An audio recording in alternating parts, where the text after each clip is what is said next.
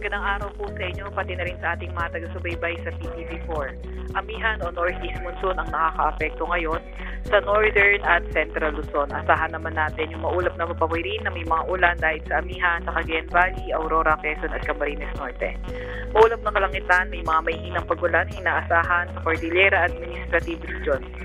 Sa Metro Manila, Ilocos Region at nalalabing bahagi ng Central Luzon at nalalabing bahagi ng Calabarzon, partly cloudy to cloudy skies, may mga tsansa na mahihinang pag-ulan at sa nalalabing bahagi ng bansa, partly cloudy to cloudy skies, may mga tsansa ng mga localized thunderstorms.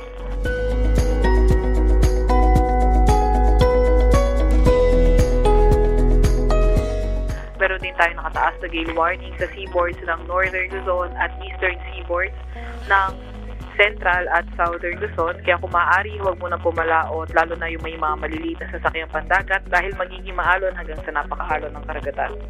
Para naman sa 3-day weather outlook sa Metro Manila for today hanggang Friday, naasahan naman natin partly cloudy to cloudy skies, may mga tsansa ng mga mahihinang pag-ulan. At ito naman ang update sa ating mga dam.